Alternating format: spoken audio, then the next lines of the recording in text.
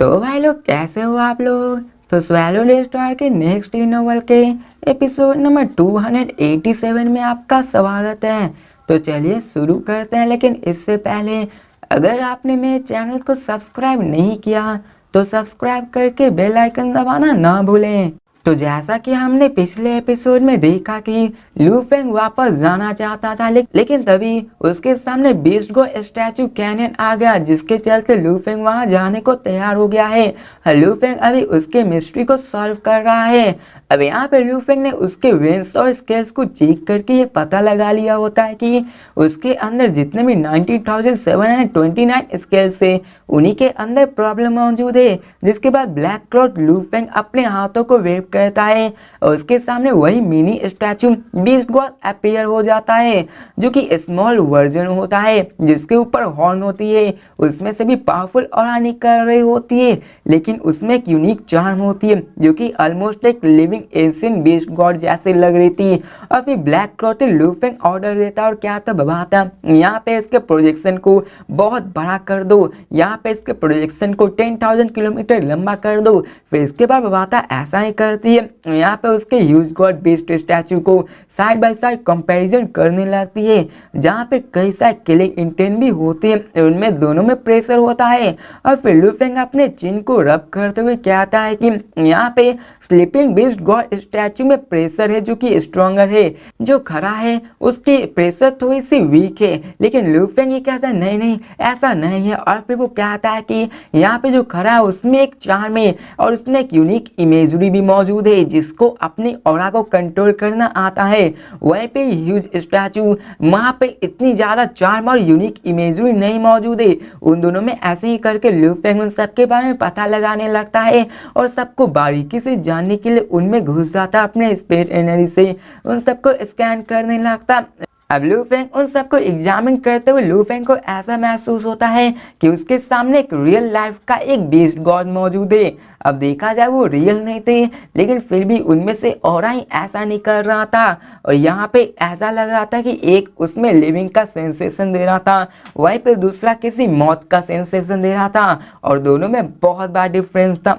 फिर लू फेंग कहता है कि यहाँ पे इनके वेंस जो स्केल्स पे मौजूद है वो अलग अलग है, मुझे एक बार ट्राई करना चाहिए। जिसके बाद लू फेंग अपने गोल्डन हॉर्न बीस्ट में आ जाता है और वहाँ पे गोल्डन हॉर्न बीस्ट अभी कंप्लीटली बीस्ट गॉड स्टैचू को पढ़ रहा होता है। यहाँ पे वो कहता है कि चलो मैं ट्राई करता हूँ इस बीस्ट गॉड स्टैचू को कार्व करने के लिए। और यहाँ पे लू फेंग अपने मूसा क्लैंसमैन की बॉडी को यूज करके इस पूरे के पूरे स्केल्स को ही कार्व करने वाला था, वैसा ही बनने वाला था। और लू फेंग अपना पर्सनल एक्सपीरियंस करने वाला था, देखना चाहता है कि आखिर इससे क्या होता है। लू फेंग कहता कि पहले मैं यहाँ पे स्लीपिंग बीस्ट गॉड स्टैचू को कार्व करूंगा। जिसके बाद लू फेंग इमीडिएटली अपने आप को एक बड़ा सा पहाड़ जैसा बना लेता है जो कि 10,000 किलोमीटर लंबा होता है, जिसपे प्योर कार्विंग होता है। उस पर वर्ल्ड एनर्जी पड़ने लगती है, उस पर कई सारे कार्विंग प्लेट बन जाते हैं और उसमें सबसे बड़ा भी जो होता है वो 100 किलोमीटर लंबा होता है और छोटा वाला बात करें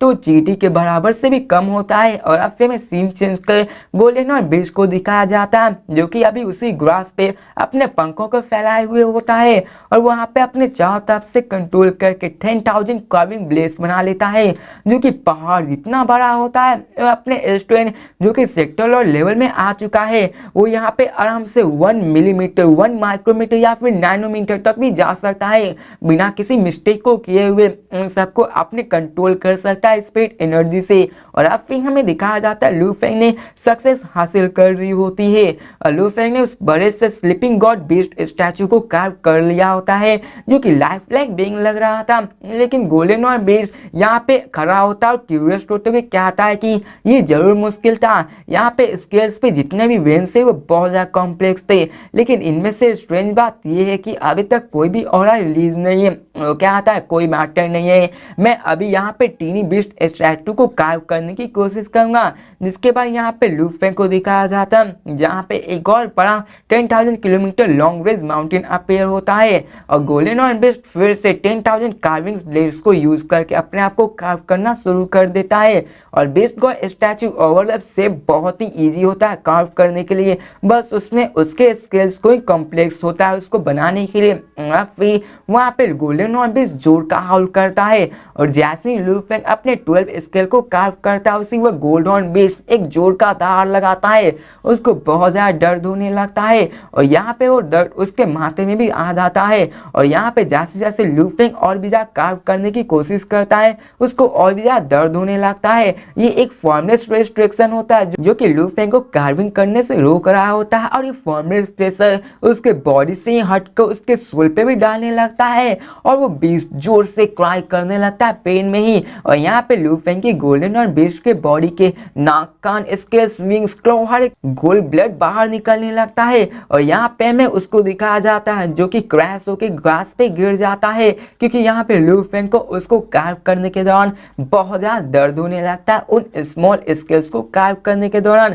और यहाँ पे उसका बॉडी नीचे गिर जाता है जहाँ पे वो बहुत ज़्यादा डैमेज था, उसके कान नाक में से खून निकल रहा होता है, जिसके बाद हमें दिखाया जाता है कि थोड़ी देर बाद ही यहाँ पे एक टॉरेंट ऑफ वर्ल्ड एनर्जी आ जाती है जो कि गोल्डन और बीस्ट को कवर अप करके उसके इंजरीज को रिकवर करने लगती है, क्योंकि यहाँ पे लू फेंग का वर्ल्ड है तो लू फेंग अपने आप को हील भी कर सकता है। हमें यहाँ पे outside world last world cold beast को दिखाया जाता है जहाँ पे लू फेंग अभी भी अपने ह्यूमन बॉडी को क्रॉस करके बैठा के वहाँ मिलियंस ऑफ वॉरियर्स की तरह खुद को भी ट्रेन करने की कोशिश कर रहा था, लेकिन तभी उसके कान, नाक और दोनों हाथों में से बहुत ज्यादा दर्द होने लगता और यहाँ पे स्टोन को पकड़ लेता और यहाँ पे लू फेंग को दर्द होने लगता। अब ये देखकर डायलन सी फैन भी लू फेंग के पास आके शौक होते हुए कहती है लू फेंग क्या आप ठीक है। और यहाँ पे ये डिस्कवर कर लेते हैं कि लू फेंग अभी बहुत ही दर्द में है। अब यहाँ पे लू फेंग कोई जवाब नहीं देता है, बस यहाँ पे वो अपने माथे को पकड़े हुए रहता है।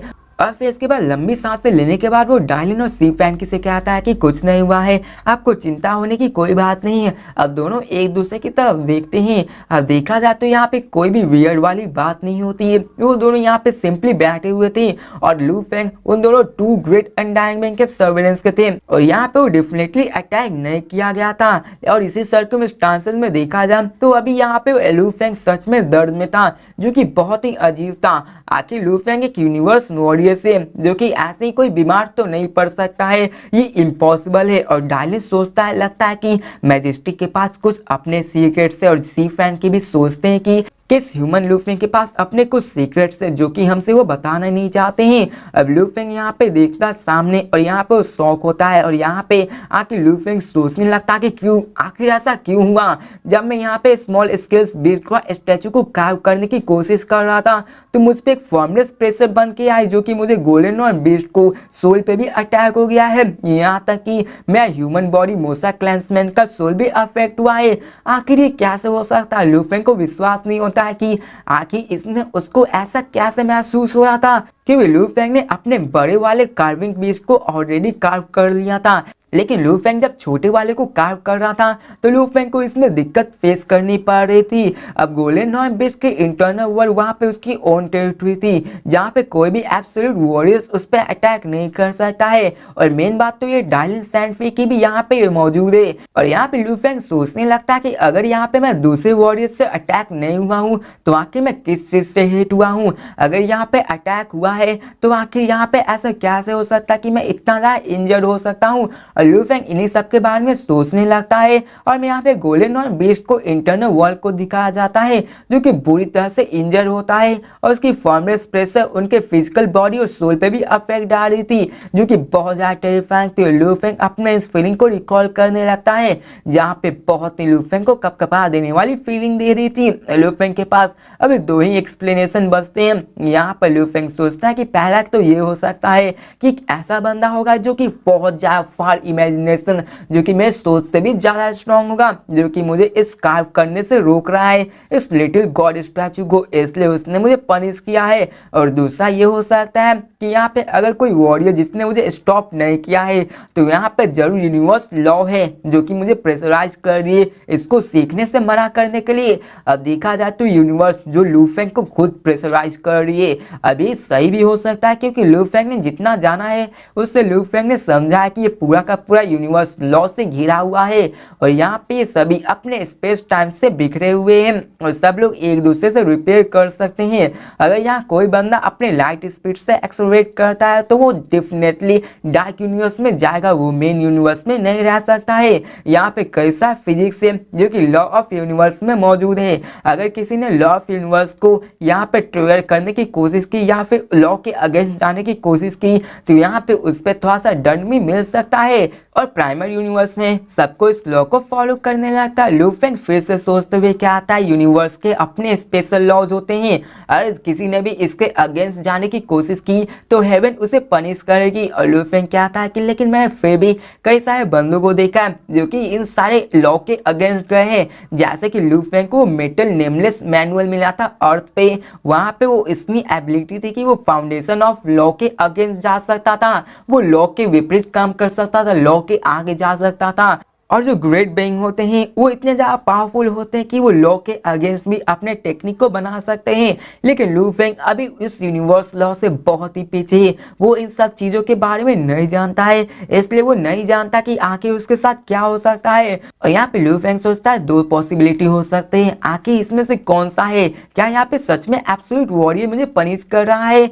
लेकिन इसकी पॉसिबिलिटी बहुत ही लो है क्योंकि यहाँ पे उसके सामने एल्डर सी फैन की है जो कि उसके गोल्डन हॉर्न बीस्ट पे अटैक किए। और ऐसा करना मतलब ये हुआ कि यहाँ पे एक बंदे को बहुत ज़्यादा पावरफुल होना चाहिए, यूनिवर्स नाइट से भी बहुत ज़्यादा पावरफुल। और यहाँ पे आके सोचता कि ऐसा लेवल ऑफ बंदा आके मुझे क्यों एब्जॉर्ब करेगा। और लू फेंग कॉन्फिडेंट तो था लेकिन वो एरोगेंट नहीं था। और यहाँ पे लू फेंग ने भी कभी ऐसा कुछ नहीं किया था कि बहुत ही पावरफुल बंदा उसे नोटिस करे। और लू फेंग सोचना है कि यहाँ पे मैं सिर्फ उसी वक्त हिट हुआ जब मैं यहाँ पे छोटे से बेस्ड गॉड स्टैचू को कार्व करने की कोशिश किया। और लू फेंग कंक्लूजन बनाता है कि यहाँ पे 90% चांस है कि लॉ ही उस पर प्रेशराइज कर रही है कि बच्चे तुम्हें अभी ऐसा नहीं करना चाहिए। और अब यहाँ पे लू फेंग अपने कंक्लूजन के बनाने के बाद राहत की सांस लेता है और वो कहता है कि यूनिवर्स में ट्रिलियंस ऑफ रेसेस मौजूद है जो कि काउंटलेस पावरफुल रेसेस को बनाती है, जो कि मेरे सोच से भी कई गुना ज़्यादा है। और वो कहता कि अगर मैं उस यूनिवर्स लॉ के अगेंस्ट गया तो इमीडिएटली मारा तो नहीं जाता है क्योंकि मैंने जितना इनहेरिटेड मेमोरी से जाना है यहाँ पे कोई भी किसी को मारते नहीं, लेकिन मेरे एक्शंस यहाँ पे मेरे बेसलाइंस ऑफ लॉ को छू रही हैं। जिसके बाद लू फेंग एक्साइटेड और कहता है कि लगता है ऐसा होने वाला है। और लू फेंग कहता है कि base line of universe law, इसका मतलब क्या हुआ, इसका मतलब यही हुआ कि बीस्ट गॉड स्टैचू एक एब्सोल्यूट पाइनिकर सीक्रेट्स है जिसमें कि यूनिवर्स लॉ भी मौजूद है। लू फेंग सोचता है कि अगर मैं इस ह्यूज सीक्रेट को कंपेयर किया जाऊं तो यहाँ पे जी लूडो एक इनविंसिबल बीइंग थे जो कि सच बात है। और यहाँ पे इसी के कारण यहाँ पे काउंटलेस ईयर्स से ऐसे बंदे हैं जो कि इसको कंपेयर करने की कोशिश कर रहे हैं। आफ्टर ये बात करें तो स्लीपिंग स्टैचू है जो कि सिमिलर है मेरे लिटिल स्टैचू के जैसा। और लू फेंग इन्हीं सब के बारे में सोचकर बहुत ज्यादा एक्साइटेड होने लगता है कि लू फेंग के सामने यूनिवर्स पाइनिकल सीक्रेट लगने वाला था। और लू फेंग के ऐसा लग रहा था कि उसने एक इनक्रेडिबल इनकाउंटर कर लिया है। लू फेंग इन सब के बारे में सोच रहा था और यहाँ पे कई सारी बकवास होती है जिसको कि मैं स्किप करता हूँ। और फिर लू फेंग इन सब बारे में सोचने के बाद कहता है कि मेरे पास बहुत ही अच्छा अपॉर्चुनिटी है। ये ह्यूज बेस स्टैचू भले लो लेवल स्टैचू है लेकिन यहाँ पे इसको स्मॉल स्टैचू की बात करें तो हाई लेवल वन है और इसको कार्व करना भी बहुत ही मुश्किल है। और बड़े वाले को मैं कार्व कर सकता हूँ। यहाँ पे देखा जाए तो उसकी ऑरा स्ट्रॉन्ग है लेकिन उसमें चार्म नहीं है। और लू फेंग कहता है चलो फिर इसके बाद मुझे अपने टाइम स्टोरी को इस ह्यूज स्केल वेन को यूज करना चाहिए, फिर मेरी स्ट्रेंथ बढ़ जाएगी तो मैं फिर जाके छोटे वाले स्टैचू को पढ़ूंगा। और लू फेंग ने अभी सही डिसीजन लिया होता है कि बड़े वाले स्टैचू को करके लू फेंग को कोई दिक्कत नहीं आ रही थी, बस छोटे वाले को। और जब लू फेंग की पावर इतनी ज्यादा हो जाएगी कि वो यूनिवर्स लॉ के अगेंस्ट जाकर काम कर सकता है तो उस वक्त भी कर सकता है। और यहाँ पे लू फेंग इन सब के बारे में सोचने लगता है। अब यहाँ पे लू फेंग इन सारी बातों को सोचने के बाद इन सब को शुरुआत कर देता है। और लू फेंग बड़े वाले बीस्ट गॉड कैनन की तरफ देखता है और अपने स्पीड एनर्जी को स्प्रेड करके उस स्केल वाइंस को फेयर करने लगता है। और यहाँ पे लू फेंग ने अपने बड़े वाले स्टैचू को कार्व कर लिया होता है लेकिन जैसे ही लू फेंग वहाँ पे अपने स्पीड एनर्जी से स्कैन करता है वहाँ पे उसे रिपल्स महसूस होते हैं। और लू फेंग उसके वेन्स के और भी अंदर जाने लगता है। अब लूफिंग जितना ज्यादा अंदर जाने की कोशिश करता है वहां पे उससे उतना ज्यादा लौ महसूस होने लगता है, जो कि किसी गोल्ड वाटर वुड ये सब के नहीं होते हैं बल्कि वो रिपल होता है जो कि बहुत ही अलग होता है। और ये फॉर्मलेस प्रेशर भी होता है जो कि रिपल्स के रूप में निकल रही होती है। और लूफिंग इन सबको स्लोली नोटिस करना शुरू कर देता है और वो क्या था कि आके इन वेन्स जो कि स्केल्स में बने हुए उनके अंदर रिपल्स कैसे हो सकता है, और उस स्केल्स में से कंटिन्यूअस रिपल्स आने लगते हैं। अब यहाँ पे इन सारे रिपल्स को तो कई सारे बंदों ने नोटिस किया होगा, क्योंकि अगर ऐसा नहीं होता तो आगे काउंटलेस यहाँ पे वॉरियर्स क्यों आते हैं इस समय बर्बाद करने अपने समय को। और फिर में सीन चेंज कर लूफिंग के इंटरनल वर्ल्ड का सीन दिखाया जाता है, जहाँ पे आर्टवुड अभी उस ह्यूज स्टैचू को एनालाइज कर रही होती है, वहीं पे गोल्डन और बेस्ट अपने उसी कार्विंग को शुरू कर रही होती है। और यहाँ पे लूफिंग मोसा क्लैंसमैन की बॉडी को दिखाया जाता है, जो क्या था कि मैं पहले गलत था, यहाँ पे कार्विंग करना ये बहुत ही कंटिन्यूअस मोशन का काम है। यहाँ पे 19,000 स्केल्स को एक ही बार में एक ही स्लाइस में करना है, जहाँ पे ऐसे करने पे मैं इन सारे ओरिजिन लॉ को ट्वेल्व कर पाऊंगा। और यहाँ पे मोसा लूफिंग इन सारे को कार्विंग होते हुए देख रहा होता है, गोल्डन और बेस्ट अपने कार्विंग को कर रहा होता है। और यहाँ पे ये दोनों एक दूसरे को देख के सारी चीजें समझ रहे होते हैं। और फिर यहाँ पे बीच में कई सारी बातें जिसको मैं स्किप करके सीधा मेन पॉइंट पे आता हूँ। और फिर लूफिंग सोचने लगता है कि इतने सारे पावरफुल बंदे आके इन सबको नहीं कर पाए तो इससे शायद मुझे भी बहुत ज्यादा परेशानी होने वाली है। और लूफिंग कहता है कि ये सभी अपने वे के साथ गए तो मुझे सबसे ज्यादा स्टूपिड वे को यूज करना होगा, एक बार, 1000 बार, 100,000 बार, ट्रिलियन टाइम मुझे इसे रिप्ले करना होगा, फिर भी मैं करूंगा। और यहाँ पे इसके एक्यूरेट कंपैरिजन करने लगता है। लूफिंग कहता है जितनी बार क्यों ना हो मैं इसको जरूर करूंगा। अब यहाँ पे लूफिंग कार्विंग के दौरान वहां पे उस बीस्ट गॉड स्टैचू में से इंटीमेट फीलिंग आने लगती है, जिनमें कि कई सारे फॉर्मर फ्रेंड्स मौजूद होते हैं। लूफिंग उसको समझने लगता है। और लूफिंग अभी एक स्टूपिड वे को यूज कर रहा था जो कि प्रैक्टिकली में उसके स्ट्रेंथ को भी इम्प्रूव कर सकता है। और लूफिंग इन्हीं सब के बारे में सोचने लगता है और कहता है कि अभी के मर्तबा में पूरी तरह से इसको सीखने पे नहीं लगाऊंगा, बस इसका थोड़ा सा भी पार्ट अगर मैं सीख लिया तो मैं इससे सेटिस्फाइड हूँ। और यहाँ पे लूफिंग के लिए अगर ट्रिलियंस ऑफ पार्ट्स भी आ जाता है तो इसको वो सफल मानेगा। और अब फिर यहाँ पे लूफिंग चालू कर देता है उसके इंटरनल वर्ल्ड में। गोल्डन और बेस्ट अपने 10,000 के कार्विंग ब्लेड्स को ऑलरेडी कर चुका, तो यहाँ पे उसको लूप में ही दोहराया जा रहा था, फेल हो रहा था, फिर से रिपीट कर रहा था, फेल हो रहा था, रिपीट कर रहा था। यहाँ पे कंटिन्यूअसली उसको करने लगता है। 10 बार फेल हुआ, 1000 बार फेल हुआ, 3000 बार फेल हो चुका है, लूफिंग ऑलरेडी है। और यहाँ पे मैं गोल्डन बूस्ट को दिखाया जाता है जो क्या आता है ये सच में हार्ड है। यहाँ पे इन सबको कॉपी करना, इन सब के स्किल्स को, ये बहुत ही मुश्किल होता है, लेकिन इन सब को कॉपी करने में मुझे बहुत ही अच्छा महसूस हो रहा है, जो ऐसा लगा कि मैं जैसे यूनिवर्स को ही कार्व कर रहा हूँ। फिर यहाँ पे लूफिंग ऐसे ही बढ़ने लगता है और सबको कार्व करने लगता है। और फिर मैं सीन चेंज कर लूफिंग के आउट बॉडी को दिखाया जाता है जो कि भी बीस्ट गॉड कैनवन में ही होता है। और वो ह्यूज स्टैचू की तरफ देखकर उसके पेक्यूलियर रिपल्स को फील कर रहा था। और गोल्डन और बेस्ट अपने उसी को कार्व कर रहा था अलग अलग तरीके से, कि किसी भी तरीके से तो हो ही हो सकता है। और मोसा क्लैंसमैन की बॉडी यहाँ पे लूफिंग स्टैचू पढ़ रही होती है। यहाँ पे लूफिंग अपने उसी बॉडी से गॉड और इमेजिनरी स्टैचू को पढ़ रहा होता है, जहाँ पे उसको पढ़ते पढ़ते उसको और भी अच्छे से समझ पा रहा था। अब यहाँ पे तीनों एक साथ काम कर रहे थे, बिना सोए, बिना कुछ रेस्ट किए। ये तीनों अपने काम में इमर्स थे। गोल्डन और बेस्ट यहाँ पे कार्व करने की कोशिश कर रहा था और अर्थ के एक दिन के टाइम में गोल्डन और बेस्ट 10,000 टाइम्स तक कार्व कर लेता है। अब इन सारे सर्कमस्टांसेस में देखते देखते पलक झपकते ही 1 साल पास हो जाता है और स्पेस बीस्ट नेचुरली बॉर्न होते हैं अकेले। इसी के कारण गोल्डन बीस्ट को यहाँ पे कोई भी यहाँ पे दिक्कत नहीं होती अकेले रहने में ही। और यहाँ पे वो बिना थके, बिना किसी किए हुए यहाँ पे उसको कार्व करने की कोशिश करने लगता है। उसकी जो कार्विंग स्पीड होती है वो बहुत ज्यादा शॉकिंग होती है, क्योंकि यहाँ पे आपने देख लिया एक दिन में 10,000 बार कार्व करवाना, मतलब कि आप लोग इसको सेकंड में निकाल सकते हो कि 1 सेकंड में कितना बार कर्व कर रहा है। आप लोग कमेंट में जरूर बताना। और अब यहाँ पे गोल्डन और बेस्ट इसको किए जा रहा था। और यहाँ पे मोसा लूफिंग को दिखाया जाता जो क्या था डैम, और यहाँ पे उस स्टैचू के बगल में लैंड करता। और अभी यहाँ लूफिंग उस स्टोन से बहुत ही हल्की फुल्की, बहुत ही वीक रिपल को महसूस कर पा रही थी। और यहाँ पे लू फेंग बहुत ही एक्साइटेड कहता है कि यूनिवर्सल लॉरी पर ये गोल्ड वाटर वुड ये सब नहीं है।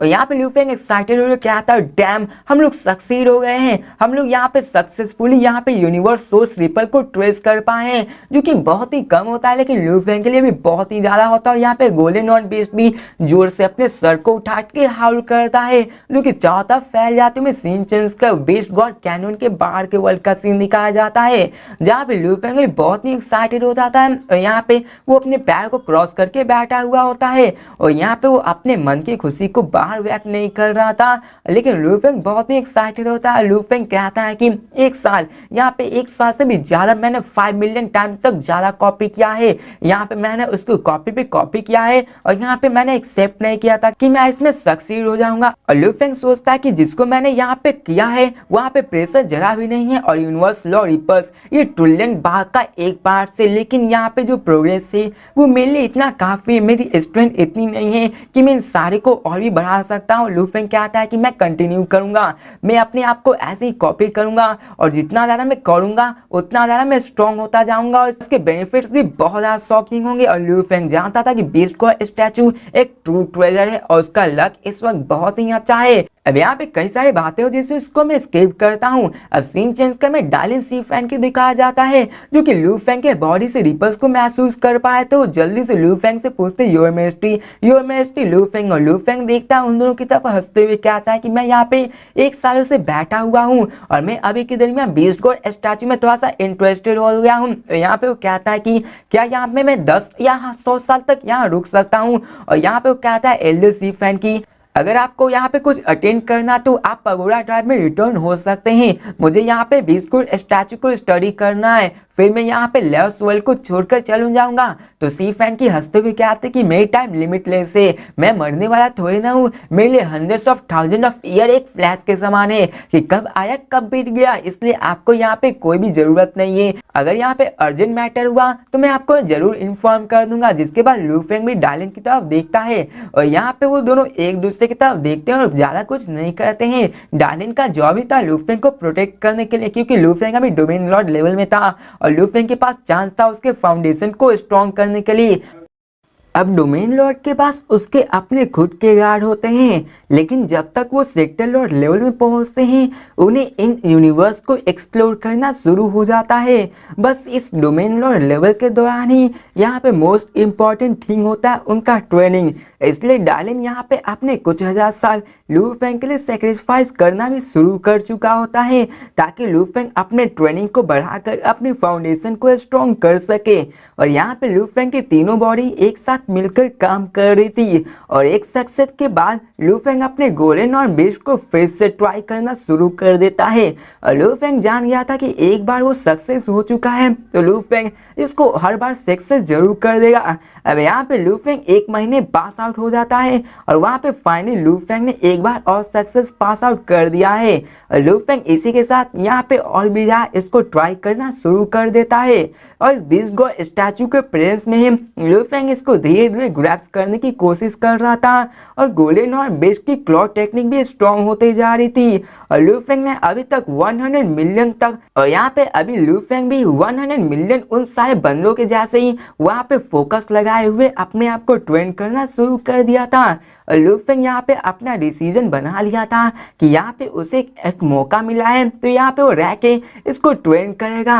अब ट्रेनिंग के लिए तो वो कहीं भी कर सकता है, यहाँ तक कि अपने वाइफ पेरेंट्स चिल्ड्रंस के साथ भी रह सकता है, लेकिन वो यहाँ पे ऐसा मौका कभी नहीं मिलने वाला था। ऐसे लू फेंग इसको नहीं गंवाना चाहता है और अब फिर लू फेंग यहाँ पे सोचता है कि मुझे इस समय में अपने आप को 10,000 सोल कंट्रोल टेक्निक को भी सीख लेना चाहिए, जिसके बाद वो अपने कॉन्शियसनेस को वर्चुअल नेटवर्क में भेजता है। तो भाई लोग इसी के साथ ये वीडियो भी खत्म होती है, तो मिलते हैं नेक्स्ट वीडियो में और देखते हैं कि आगे क्या होने वाला है। लू फेंग आगे 10,000 ब्लेड्स को कैसे सीखेगा, वहां पे लू फेंग कितने समय तक रहने वाला है और लू फेंग की एज आखिर क्या हो जाएगी। तो मिलते हैं नेक्स्ट वीडियो में, तब तक के लिए बाय।